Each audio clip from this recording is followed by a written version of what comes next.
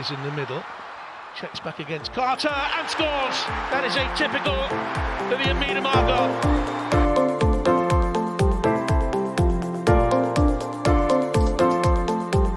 Quickly gets it back again. Oh, what a goal! Well, that sums up her season.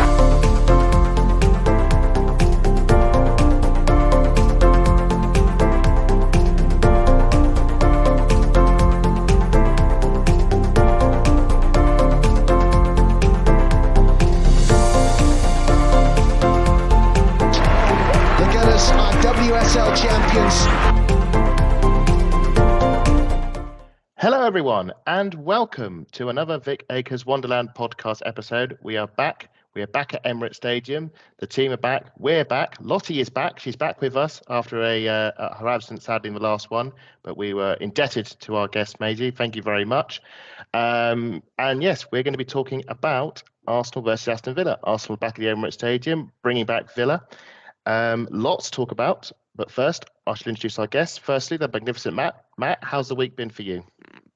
Oh, it's been a long one, a very long one. I'm looking forward to Sunday's game, that's for sure. Excellent. And the lovely Lottie, back with us again. How are you, Lottie? Looking forward to the weekend? Yeah, no, the last time I checked that we were co-hosts, not guests.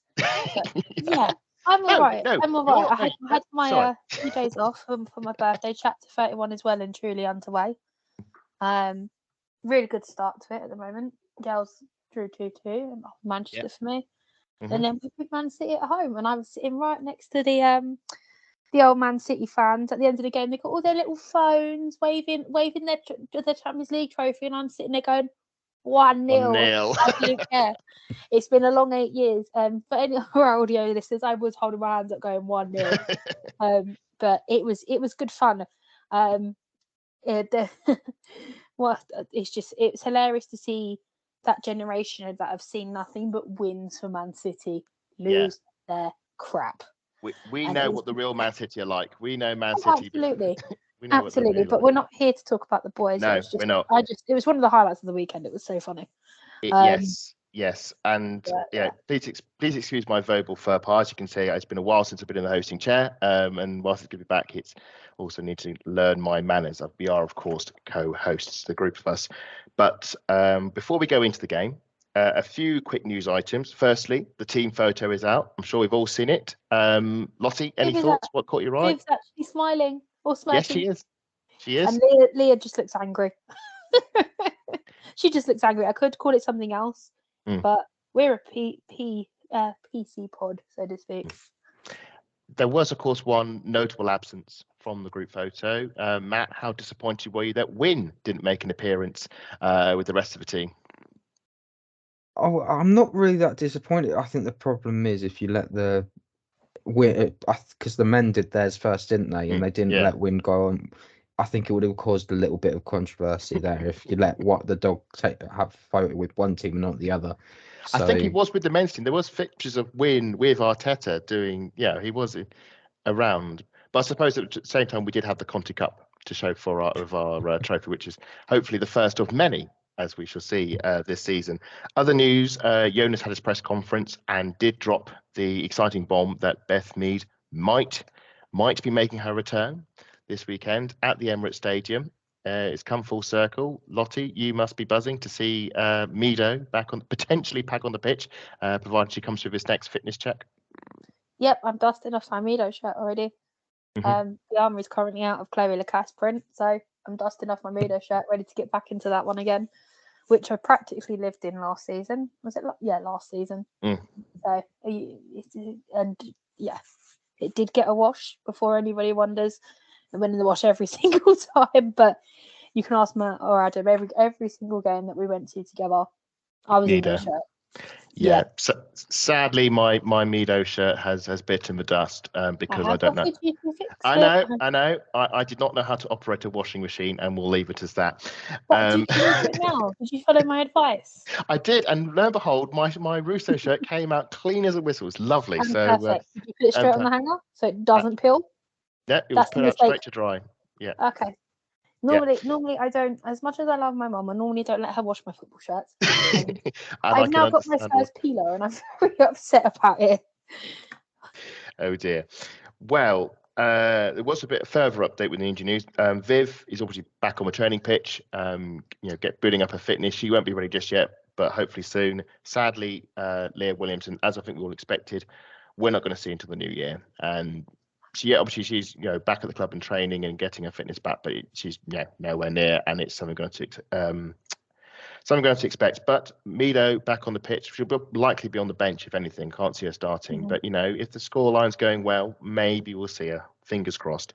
The other big news, and I'm going to come to you on this one, Matt. Good question. Anything on Laura? Are we still expecting to see her next season? Laura, they didn't mention, but the thing is, the problem is with the journalists is that you only get like one question, and it's kind of a waste. Like same with Taya Goldie. There's no because we know we're not going to see her. We're not going to see Taya this season. There's absolutely no chance. Exactly. So if they're going to ask it, it will be next year. So that's probably where I see it. But yes, Matt, Jonas contract extension. Bit of a bold move. It was just before the Manchester United game. Obviously, it's not been a good start to the season. There has been a bit of sort of murmurs, we can say, in the fan base. If anybody, Bob takes anything on Twitter with a pinch of salt. But were you surprised or pleased to see that Jonas has been given the backing with a 3-year deal? With Jonas, it was always going to be inevitable that he would have been carrying on. Essentially, this is his project. He's got a plan in place. He would have liked to have gone further in the Champions League. He would have imagined group stage knockouts, that sort of thing. Unfortunately, that didn't go our way. But the project is probably not even halfway done. It's maybe a quarter of the way there. I think Jonas has in mind that he wants to win an FA Cup, a Super League, and a Champions League with his time at Arsenal. Becoming so close as we nearly did last year in the Champions League. Just that unfortunate slip up and here and there. There are players here that he's brought in and trying to build up so that when eventually some of these players do end up leaving, we've got replacements on already. Whereas you look at other teams down in the league, they'll just look at, who's available? This player's available, we'll go and get them. And whereas there's a plan in place, it's a bit similar to what Villa do. Villa have been they'll be looking at their recruitment further down the line. They'll be, this player. Don't know if you actually saw, there's about 6 players, top quality players around Europe that are out of contract in the summer. So it'll be an intriguing keeping an eye on that, see what happens around that. One of them is a lioness and a forward. Won't mention which one, but there are a lot of calls for her to be in part of the Arsenal squad. That's for sure. But with Jonas, I've always had faith in him. Watching that first game against Villa at Villa Park, just to get a feel for the game, and then him making those changes at half time, really, you could see the impact that it was having bringing on Mano Iwabuchi on a half time. She goes and scores one of the first goals, and then Arsenal are up and running. Katie McCabe goes and scores that banger right at the end as well.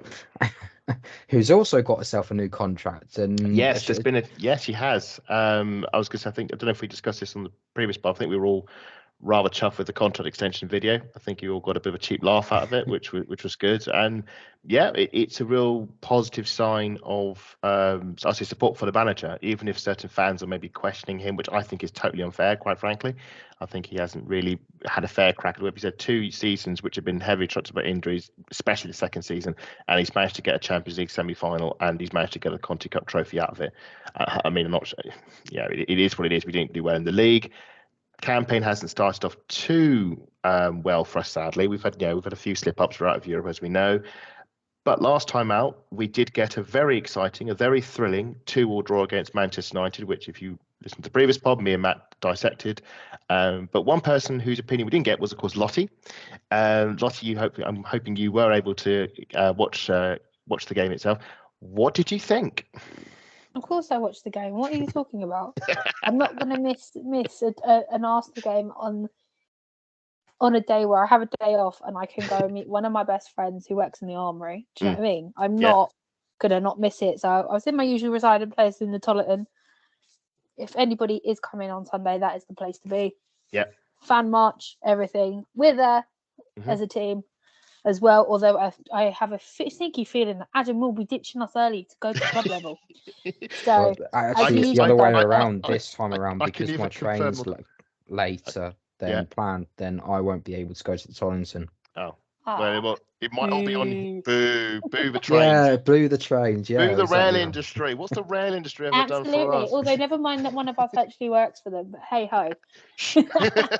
we'll gloss over that. And yes, I can neither confirm or deny. We'll pretend that's not real. I'll pretend it's not where I've been for the last week, learning more about it. But yes, you owe to watch it at the Tollington. Yeah, Stina Blackstenius, amazing. Didn't expect to get that much speed out of her because I haven't seen her run that fast before. So I was like, what's gone on there? So if she's either been training on her sprinting and she's got faster, or I've just never noticed before, one of the two. But can we all just talk about Chloe Lacaste's goal? My God. Oh yes. What a work of art. An honest story, right? Sitting in there, this was just after obviously Russo's hit the post. I watched it curl round. I thought it went round. The whole pub sitting there going, for God's sake, what the hell is going on? On the replay, I see the ball curl round Earps. And then we all turn around, look at each other and start screaming our heads off on the replay, not at the actual goal. Because we just hit the post so many damn times. And it was just like, hang on a minute, it's gone in, we've got them. And it was just like it was one more push. I actually called this game at 3-2 to the Arsenal, and it was going that way, but we just couldn't get it over the line, which was we ran out of time. We ran out of time, sadly. So, but predicted a goal fest, we got that.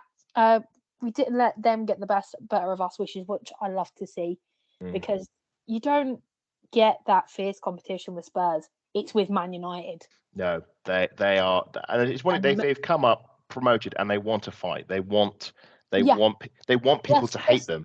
Exactly, and they're doing a very good job at it. Trust me. They are. Unless you're Maze and a few other sensible fans. Fan Maze, which is absolutely fine. Yeah, that's the way you want it. Crack on. Yeah, I would say that it's not a reflection of Maze, but there are high-profile fans who are doing their best to get other fan bases to hate them, which for me is bizarre because I know as much as you want that rivalry. It's going to become like that. It is going to become like that. It's just not the right time. It's like it doesn't matter what area of Tottenham Hotspur it is. I hate you anyway. Yeah. That's it. But that's what Man United want. They want that early 2000s rivalry with the Arsenal, and it's just like you can't compete. Yeah, you got to. The booing of Russo is like, do you know what? It takes me back to the Beth Mead. Was it Beth Mead interview when they played at Tottenham? Oh, yeah, they were booing her, and she loved every minute of it. Enough. Do you know what I mean? But you see the younger generation standing there with their signs like "Welcome home." I think there was one that said "Welcome home, Russo," which was really cute. It was only little, so it's nice to see. But you can guarantee it's the older generation that are like, "No, I'm not having this. She's a traitor," etc., etc., etc. The thing is, if God forbid, if Beth Mead did that, I'd never forgive her. Couldn't do it. I'd never forgive her. So I get where they're coming from, but it's also a case of these girls have a thick skin; they'll be fine. I will come back onto booing because it's going to come back onto 1 point for later in the show. But with the result 2-2, obviously we all wanted to win. We wanted to get off the mark. Was you a disappointment to come away as a 2-2 draw, or was it one of those draws because of the nature of the draw? Did it feel like a win for you? Do you know what? I'll be honest with you. I'm just glad to have a point at this point. It's a case of we didn't roll over as soon as they had the 2 in, and we kept fighting. We were at them from the first whistle. That first half, like leading up to Stina's goal, we were all over them. Like the only thing that kept that goal safe was Mary Earps. Yeah, and that you can see why we want her, and we will get her. We've seen the episode before. We've seen the story before. We've seen how it plays out. Call me cocky or whatever you want, but it's on its way. If we don't get her in January, I can see her going for free. She's made it clear she doesn't want to stay at United, but she will be the difference for them this season. you can guarantee it. But it's also a case of, will Skinner rotate? That is going to be his key challenge for this season. Yeah. Because, as May said on the last pod, they've never really had anyone to challenge Ella Toon for her number 10 role. No. And now you've got Miyazawa in there. She can play on the wing. She can play as a 10, etc. And it's hopefully Ella Toon will get a bit of a rest now. And we'll have that heavy rotation. Probably not. It's not guaranteed. I mean, she played every single game for Man United last season. You could see how tired she was for England. It's not the tournament tune we normally see. Just on the topic of Mary Epps and goalkeepers, obviously we changed our goalkeepers. We rotated for this game, and there was a bit of a wobble. Where do you say? I'm firmly in Pats's corner. I don't care what anyone says. She got us through to that Continental Cup final. She kept Bonnie Short out of the net. Me and you, we stood there in the cold for 90 minutes plus the extra time. She started a total of 3 times for us, twice in the league.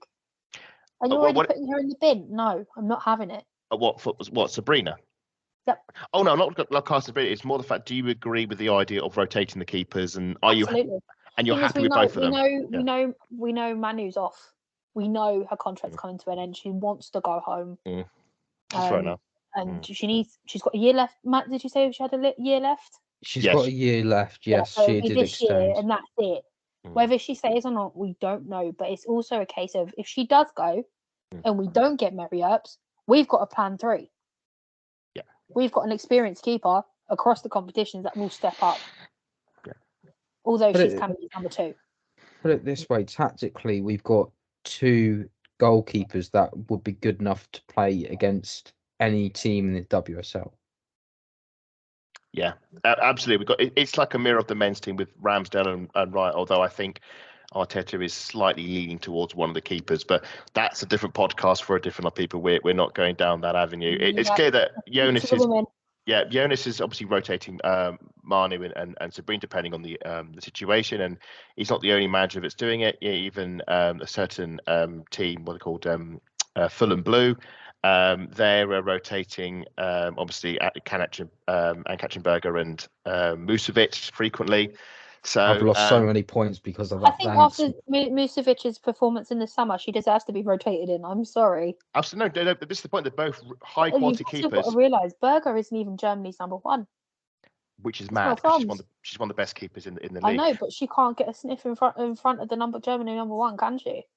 But it's interesting that Chelsea number 1, which is really interesting. Whereas Musovic is Sweden's number 1, and she's number 2 at Chelsea. It's mental. But no one's questioning the logic there. But yet, when it's with Arsenal, everyone seems to be. So it seems to be a bit. Absolutely, I completely get that. But it's mad to think about the way that some of the Arsenal fan base see it, and the way that logical people like us look at it. It's kind of crazy, but you need to be using obviously at the moment. Well, last season, Berger was the best option for Chelsea. Yeah. Although I found that Berger spent half her time on the floor, which drove me nuts. Well, in fairness, so did our keeper. Our keeper, look, we're not. That's because Manu adopted the tactics. To be fair, I get why the Chelsea keeper does it. Yeah. But when you play us and we need the game to be quick, I don't want to be seeing that. It drives me up the wall, but we do it ourselves, so I can't really moan about it, if you know what I mean. But we didn't really start doing it until the tail end of last season. We were on our knees. We were.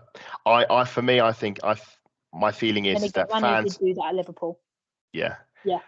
My fans I think our fans have been sort of tempted by the idea of Earps, and I think because of that but badly, in my opinion, have sort of leaned against towards Manu, and I think it's quite sad, really, because she's been great for us. It is, but I'm also finding it's the newer fans that have come to watch the Arsenal women properly that are complaining about her. They weren't here for the heartbreak, the hard work of last season. Yeah.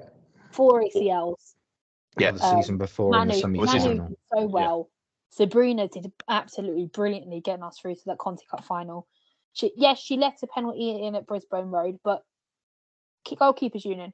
Are you going to say that on the floor like that? I don't think so. that pitch was awful. Exactly. Like, I wouldn't have even dived on it. That's how bad it was. Which Exactly. what the LSV? No, at Brisbane Road. Oh yeah, that one. Brisbane. Oh gosh, yeah. When we played Tottenham, Sabrina, Yeah. that was Sabrina's I WSL debut. I have a feeling that pitch was just really hard. It was solid. And it looked solid to me. No, you can't dive on a pitch like that. No, But so speaking of that's keepers, just why quickly, I give up a clean sheet for that one anyway. just quickly on Man City, because Cara Keating went in goal. She was, and Josie, she was brilliant. She was brilliant in the sticks. Really good. Ali Roebuck and now hasn't played the game all season for City. Well, yes. But there was slight caveat that she got sent off last season, and so that suspension just carried through. They're not too sure, are they? That's the problem, because Gareth Taylor said he doesn't know what the ruling is. And there's also Sandy McIver played in the Conti Cup, so it's difficult to understand what's happening with City at the moment. The card rules need to be a bit clearer. We were discussing this earlier. Well, the problem now is City. They've had pretty much I think 3 of the last 4 games, if you're carrying over last season, they've had players sent off, which is mad. In fact, they've averaged out a sending off per game now, because obviously the 2 happened weekend, and that was a bonkers game. But we're not here to talk about Cities and Chelsea's. We are talk about the Arsenal, and of course they are playing. You can see where I'm going with the goalkeeper situations. It's different across every team. It's not like everyone's unique. Yes, but moving on to this weekend, that's in the past, obviously last weekend, we have got Aston Villa. I must say, my hot take prediction going into the season was that Aston Villa are going to challenge the higher order. They're going to try and go for Europe, and so far their opening record has been played to, lost to. I said they were going to grab Europe and keep Man United and City out. So. Well, they played Man United opening game at Villa Park and lost 2-1. Hansen got sent off. Rachel Daly, big fans, obviously, as Lottie you are, got Villa off the mark, but Lucia Garcia and Rachel Williams, late goal expert, turned the game, and then at Liverpool, they lost Hobinger and Flint with the goals there. So rocky start. Carla Ward was, of course, on scouting duty for Sky Sports, watching our game Manchester United. One wonders what advice she may have picked up and what tips she may have noticed. We haven't done much better. Obviously, we were all there 2 weekends ago. Didn't go so well against Liverpool. And then, thankfully, just nick of time, got off the mark against Manchester United thanks to Lacasse. So some of the key players I think we should look at for Villa. I think the obvious place to go is Daphne von Domselaar. I should say, for those of you doing the fantasy Premier League, fantasy WSL team, she's my keeper. I've gone for her as my team keeper. For me, she's one of the most outstanding talents. I got to say, I've opted for Earps against Leicester. You've gone for Earps, have you? Yeah, I benched Van Domselaar. I'm not one for changing my team, so I will be running it through regardless of what happens.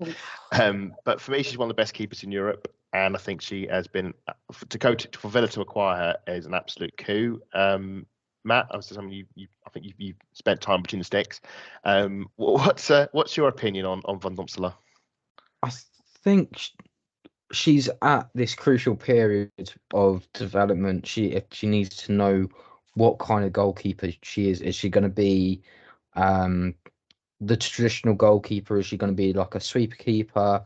Is she going to be a long ball and shot stopping specialist? She's got a bit of an all-round game to her at the moment. She's a really good shot stopper, short and long range. We've seen that in both Euros and the World Cup that have come.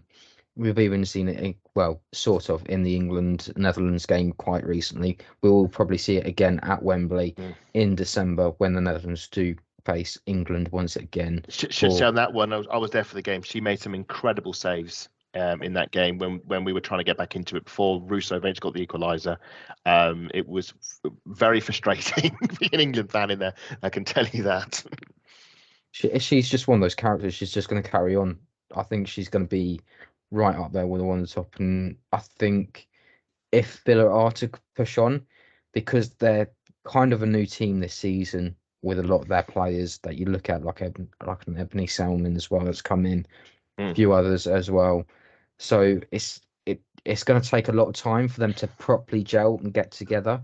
I'll be honest with you. I don't think Ebony is it salmon or salmon? Yeah, Ebony Salmon. Yeah. She's not gonna have any problems. She's got that working relationship with Rachel Daly. She's technically True. come home. I really hope we get to see some minutes from her over the weekend. Hopefully she doesn't I score think against she's us, one of though. the ones that I'm curious to see, as well as Daphne Van Domsar as well.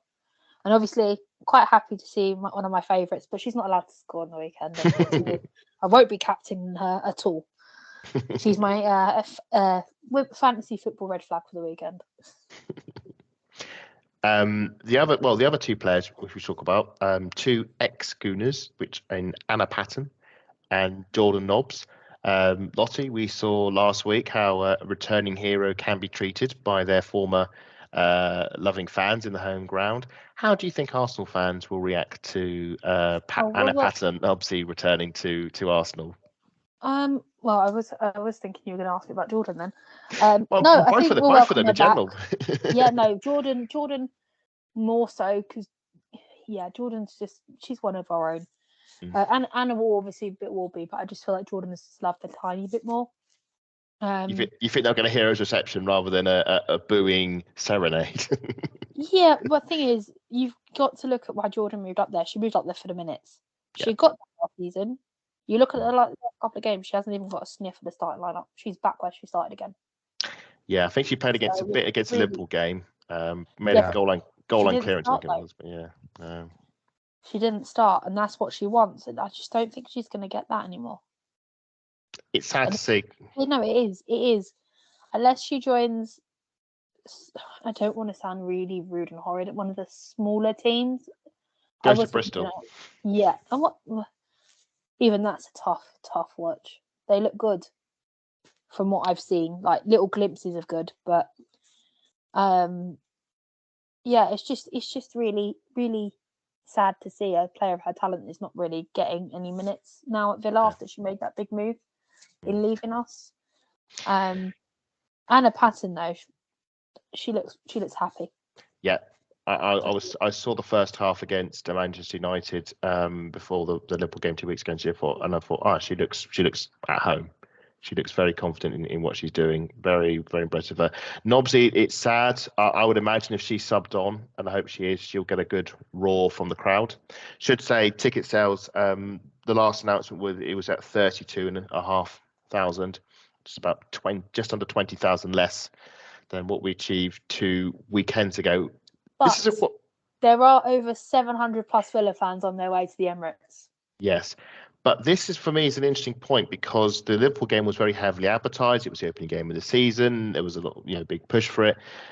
But there hasn't been as much advertising for the Villa game. And I find this fascinating because I believe this is deliberate. Because I believe it's to find out what is the baseline. Like, if we didn't mention it, how many would come? And for me, we've managed, because the advertising does inflate the figures somewhat. There's always a limit. You more advertise, the more you get in. But what is the sort of standard? And back in the old days, we get 1,000, 4,000. In fact, we got 32,500 in without much a mention of it, apart from the normal. There's a game at the weekend. I think bodes rather well. And if we can get that to 40,000 for the weekend or future weekends, I think that's a very, very exciting prospect. And it's the first time we've done back-to-back WSL games at home. And obviously, we're looking to make that full-time going forward. So that's something to look out for, certainly. In addition, we have to talk about Rachel Daly. Lottie, big fan. Obviously, she's the only goal scorer for Villa this season. Got the opener against Manchester United. But it's going to be a bit of a mixed one for you because obviously you're hoping she doesn't score. Unlike last season where we lost to Villa, sadly. No, the thing is, do you know what? It wasn't. I'm just waiting to see a Rachel Daly worldie live. I know in my luck it'll be against Arsenal. I still haven't seen it in the England live. I've seen it on it's one thing to see a worldie on TV, but seeing it live in person, that stuff you don't forget. Bit like Frida Mann and Bayern Munich last season. I know I'm always talking about this goal, but that was my goal of the season, regardless of the worldie that McCabe scored against. It doesn't really count.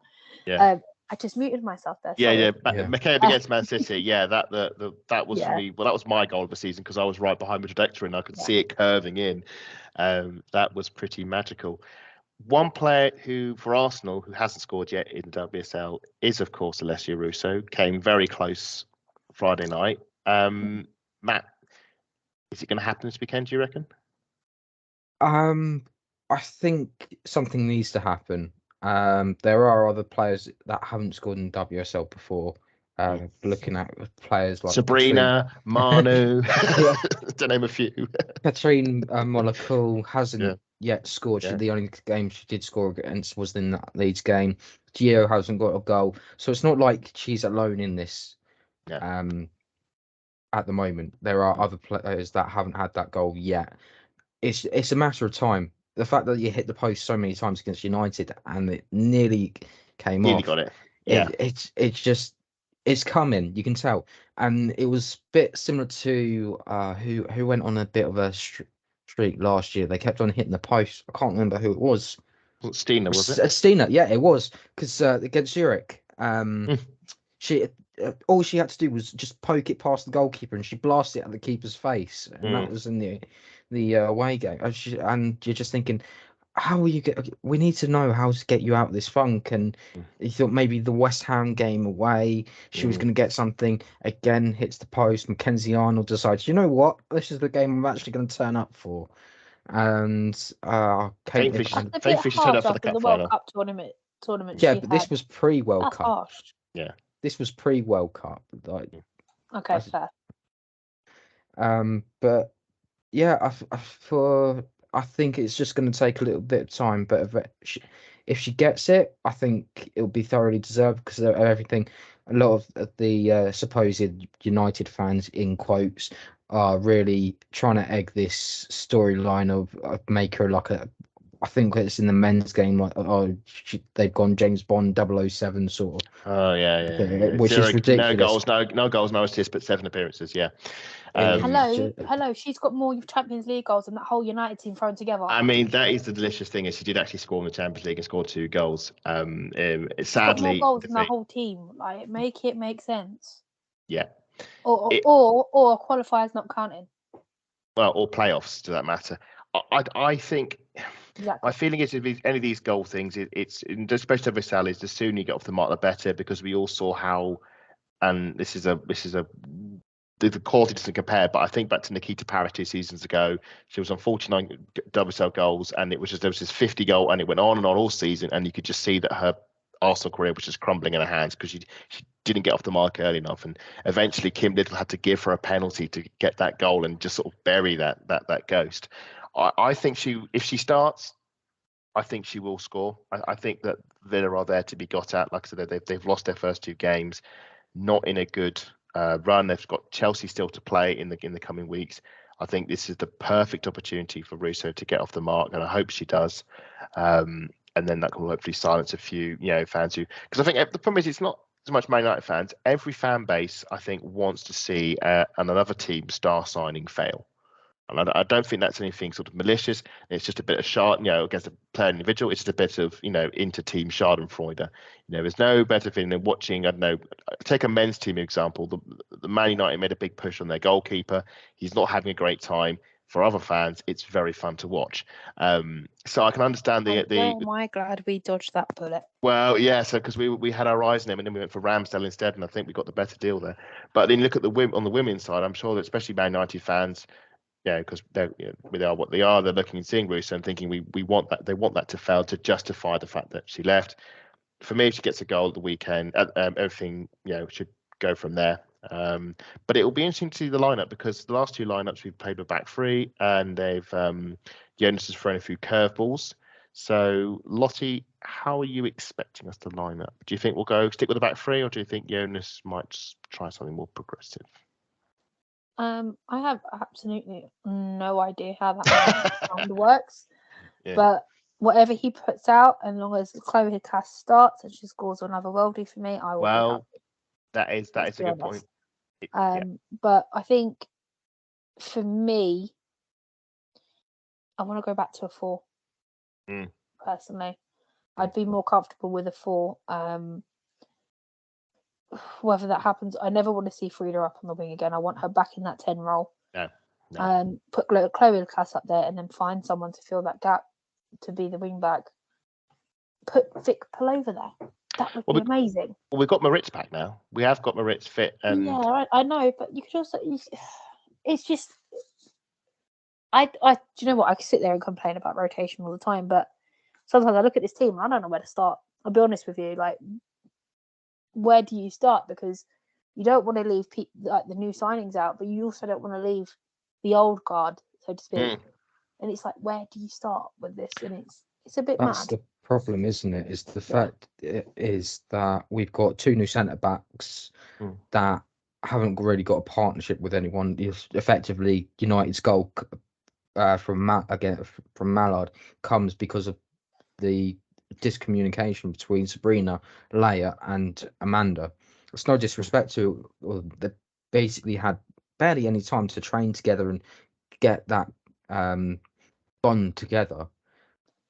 And if for whatever reason against Linköping, first game of the season, we go with Manu, we go with Jen, and we go with Amanda as the centre backs pairing, and Manu in goal, of course, unless Manu wants to play up front.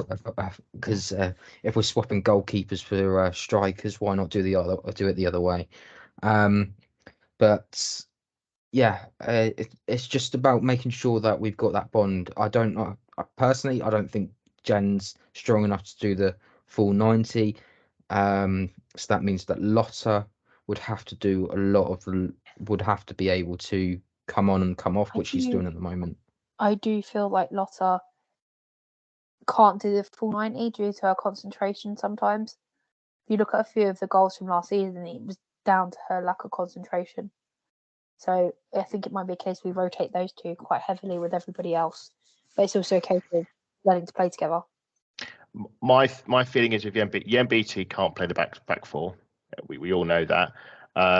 Lotta, I think there's still a bit of rawness to her game, and I do wonder if she also falls in the trap of needing to be in a back 3 for her own safety, because she could be exposed as well, which leaves you only with Kadina and Illestead as the 2 centre backs to play in a back 4. Now, what I found noticeable against Manchester United is the moment we looked ultra attacking was Jonas made his last sub was to bring Lacasse on, but he brought Lacasse on for Moritz, which created a formation change when Katie McCabe went to right back. And with a back 4, I think it was of Lotta, Illestead, Catley, and McCabe, and then suddenly we had Lacasse and Russo and Ford with lots of Morn and coming behind, and we were able to push further forward because we were able to commit the numbers. And it was we led to the Lacasse obviously equaliser. I do wonder if that might sway Jonas' thinking, because I just feel away from home I can enter the back 3 because you want to defend, you want to counter attack, but at home you've got to be the instigator, you've got to be the protagonist. You can't defend deep, and especially that's why I don't think it worked against Liverpool, because Liverpool are always going to low block, and it's very difficult to low block when you're playing a defensive formation. So I think Villa are there to be got at, and I think he may go for a back 4. It's just who he uses as centre backs, because there hasn't been enough time to build up the relationships. It's so crucial. You think back, and again, I'm using a men's team analogy, Gabriel and Saliba together are just a rock centre-back partnership that's been built up over pre-seasons and over seasons. And with the women's team, because we've lost our main centre-back and the other main centre-back has been sold, we're sort of trying to forge something. Left. One left and one's injured. One's left. One left sadly, and one sadly is out injured. We're now in the position where we've got to try and cobble something together, and we haven't quite got it right yet. So that's something Jonas has got to fix. I think what you just said about the cast is really interesting, because obviously last season we had that wild card of Jen Beattie going up top. Everybody's sus that now. Yeah, I don't like it, because I think that's going to be Lacasse is going to be our little wild card for the season after that game. I think Matt, she'll start. I think she'll start tomorrow. Yeah. Tomorrow? Sunday. Tomorrow, Sunday. Not tomorrow. I'm busy tomorrow. At the time that people listen to it, it could well be tomorrow. That is, that is true. You could be referring to Sunday. That is the difficult question, is are we going to go with the 3 at the back, or are we going to go with 5? Just because of the shortage, I think it would make more sense to go with a 4 which means Noel goes into a usual place at right back. You then have the choice. I'd love to see Champions League Noel Maritz come out for the season and continue to stay for the season. It took a while last season because it was Wienreiter who sort of had the reins, and then Maritz in the second half just came up and overtook her, and obviously Wienreiter got injured sadly, but she had a very strong second half, Maritz, and yes, I hope to see that. But I think we've all previously agreed Champions League Maritz is a different ball game to like what we see every day in the league. 100%. She loves the Champions League. Well, hopefully we can get back in it for her the next season. I think we'll start with Volti and Little in the midfield is a sort of 2. And I think for me, logically, it's one of either Ford or McCabe on the left. I reckon Ford, and you go. The thing is, also you've got choices now. You can either have Ford or McCabe on the left. You could start either with Stina or Russo in the striker, and I think that Lacasse will start on the right with potentially Mead. Thinking about Manchester, did Stina was Stina on the left or the right? Because they started together. Stina was up top, and Alessia was on the right, and Little was on the left in a sort of a front three. It was more of a twin 10. So you had Stina as a main striker, and you had so Russo was playing the Frida role from the Liverpool game, and Kim Little was playing the forward role in the sort of twin 10. So it was a bit of a weird setup. But if we're playing Jonas's preferred 4-2-3-1. We took the game to them, so don't say it worked. No, it didn't work. It didn't work against Liverpool, but it did work against Manchester United. But I think if we were to play Jonas's preferred 4-2-3-1, I think you would have Ford on the left, Lacasse on the right, and then Mead could come on for Lacasse in the second half in that right wing role. McKay could come on for Ford or vice versa. Start with Catlett left back and just try and simplify the game. And then I think that would allow Arsenal to express themselves more, because I feel the back three, it's a bit more of a struggle to build up because you're obviously a bit more restricting, isn't it? Really. My main question is, how long do you give me? Do you give them not long? The last 10 minutes plus injury time? It would depend. You don't want to overdo the injury. Don't want to be like so 10 minutes plus injury time. Because the thing is, this injury time is going to be mad this season. I have a feeling. It depends on the state of the game. If let's say, and I'm not saying Villa are going to roll over or anything, but let's if we will, God forbid, we're 1-0 down to Villa with 10 minutes to go. Don't bring Mead on. If we're 3-0 up against Villa with 10 minutes to go, bring Mead on to get an applause from the crowd, get a few, shuttle runs up and down the Emirates pitch, maybe even get a goal. Who knows? But it would depend on them. If the game is still in the balance, I don't think you risk bringing Mead on. I don't know. The problem is Jonas will fall back onto, we'll just make Jem Beat an auxiliary striker. And the problem is it hasn't bailed him out because he lost both games, but she's got 2 goals to tie games late on. And it's a bit Millie Bright emergency striker. And it just feels like once you're playing that card, you run out of options. And it just, I don't know. It's a solution that we've over-indexed because of the heroics and the funny memes of her bumping into Pop, that sort of we've stuck with it. And I don't like it. I feel that there are better options than that. I did mention, though, when we did the Liverpool review, that this essentially is what happened, wasn't it? That because we overplayed that card so many times, it was too late to sort of make adjusting changes. Whereas this time around, if you look at the bench options, you could end up having. We might decide to bring on Gio for this one. He might. Wow, that's a good point. A big enough squad to have a full 20, and then other players are available to sit out. It doesn't have to. So those players that have been at the World Cup and those that haven't, they can have even more match time. Well, Jonas has made no secret of his ideas of starters and finishers, and I think this is what we're going to start seeing more and more, is the fact that we're going to go to the bench more. And certainly for what I'm doing on FIFA, for example, I've learned that if I play my main team for 60 minutes and then bring on a quadruple substitution and refresh my entire attack, suddenly it's a lot easier to score goals against a tired defence with fresh legs off the bench. And I'm thinking, if it's working for me in FIFA, hopefully it'll work the same for Jonas as well, because the idea of, when they're all fully fit, say, Lacasse, Stina, McCabe, fully fit, coming on against tired legs, that's a very exciting prospect. And this idea that it's all about the starting lineup, I think that's going to start getting shelved, and I think we're going to start seeing some explosive forwards off the bench. I've lost count how many times Jonas has turned around and said that the subs are more important than the Well, starting 11. he made that point in the Man United game. He said, "We'll announce the subs first because," and it paid. The subs changed the game, as we saw when Ford came on, when McKay get on. Only did they get booked immediately. In typical fashion, they did. They still don't know what that was for, though. It was No. something ridiculous. It was ridiculous. I mean, she had a very McKay-best reaction to it as well, which was interesting. But that's two bookings in 2 games for McCabe. It's almost So we should probably take punts onto how long it will take for her to get booked. Again, if she comes off the bench, I'm going for 5 minutes. I'm going to back her for a yellow card this weekend. Yeah, same. I think that is a problem. So her up against Rachel Daly, it's going to happen. Yeah. Well, if it does happen, we will be there for it. It's going to be yellow card or not yellow card. I'm going to back her and say I think that she's going to wind herself back in because there's going to be issues this season where there's going to be if the Liverpool City, they're just handing the cards out left, right, and centre for that.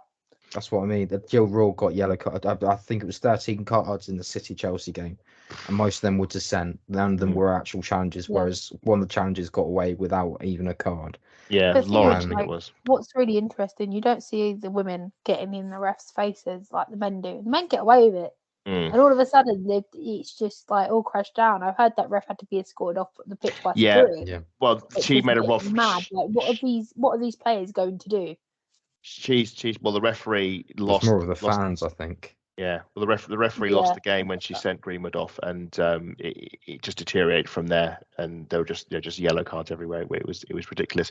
The point with McCabe is she'll get booked despite not deserving to, because it's like the whole Xhaka thing with red cards. It's that referees are just predisposed to booking her now, and which is a shame.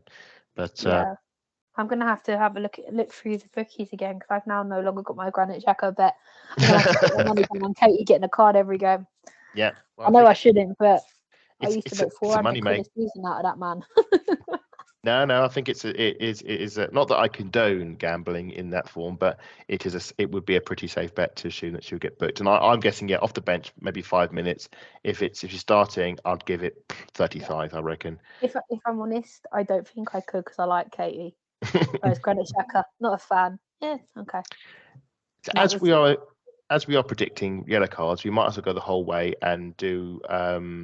We'll do result. Well, we could do lineups or result. We've sort of covered the lineups in a sense, but we'll do the results. So, Matt, scoreline wise, what are you thinking? Well, I'm just thinking the amount of times that I've gone to these Villa games, and we have seen goals. First one was 4-0. The year after it was the Christmas game.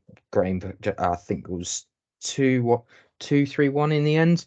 So you're averaging 2 goals a game, and then obviously Villa last season was the 2-0 to Villa. I have a feeling it's going to be another close game. I'm going to go 2-1 Arsenal. Really, that close? Okay. Lottie, any? I'm going to go for my favourite, 3-2 to the Arsenal.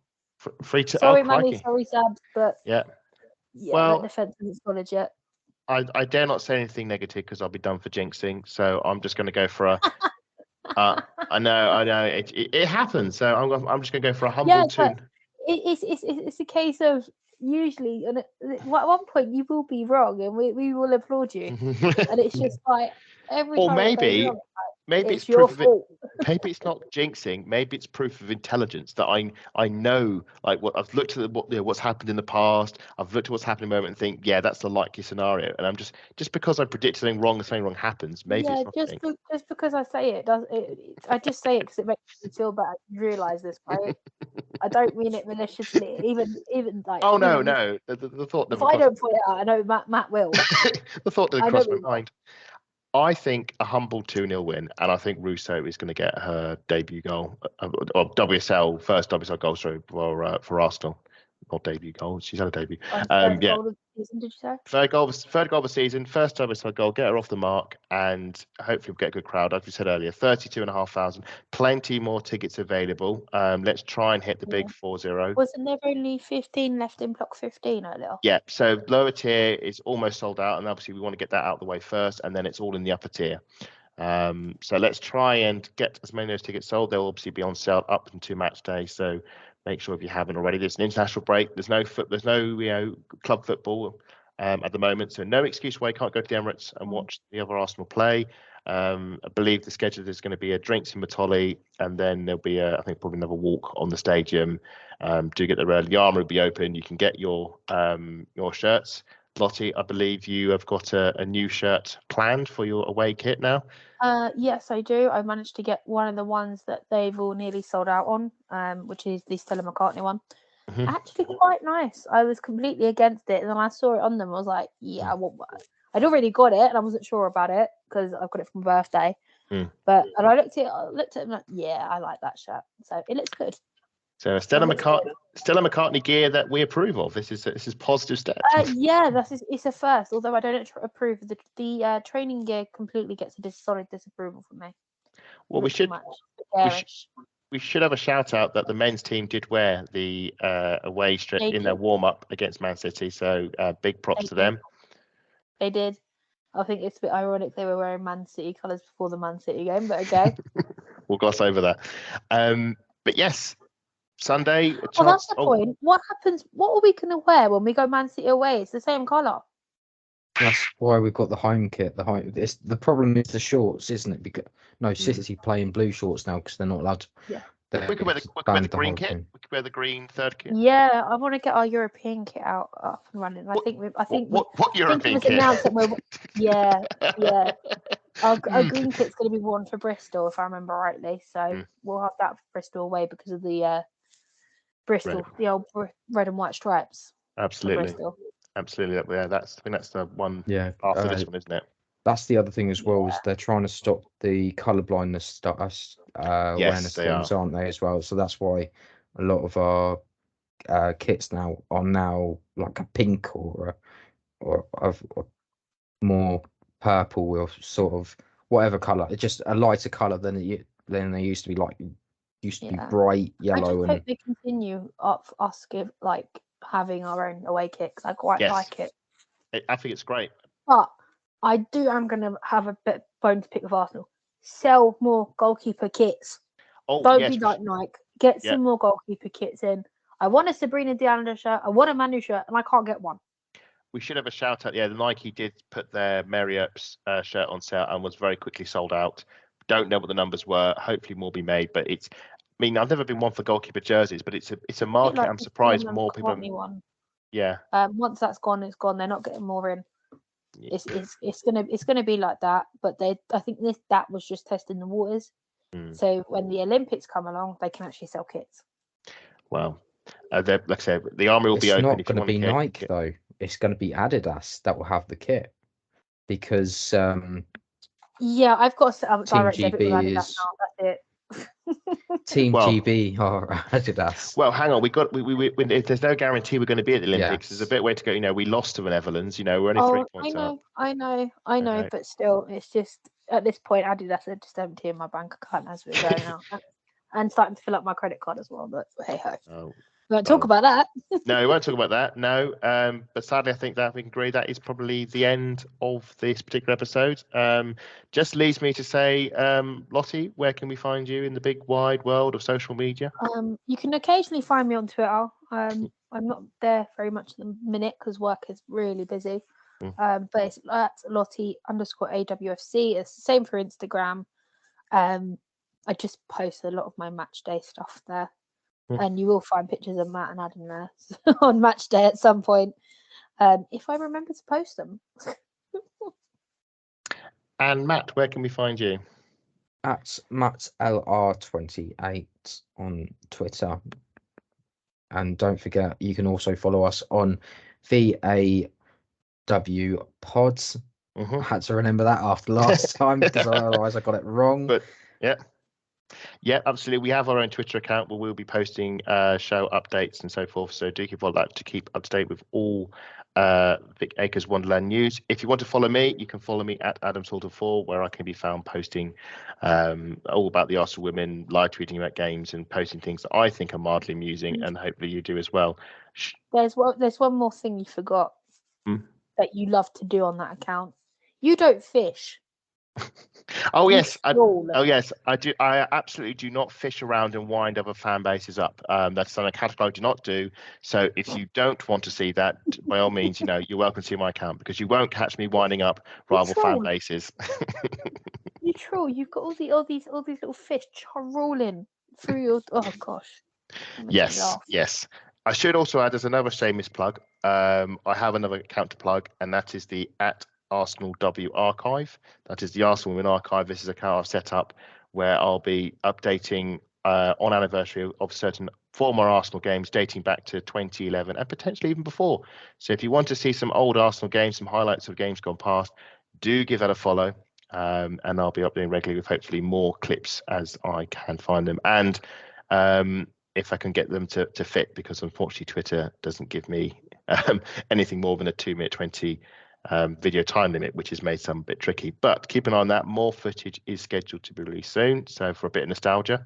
But no, that's it. That's the end of the pod. On to Sunday, I guess. We got it wrong last season. Sadly, we were on our knees. The energy tank was gone, and sadly, Villa rolled us over on our final day. So this is a chance to right that wrong, and hopefully this time we'll actually win a home game. As hasn't happened for a while, so fingers crossed. Take care, everyone.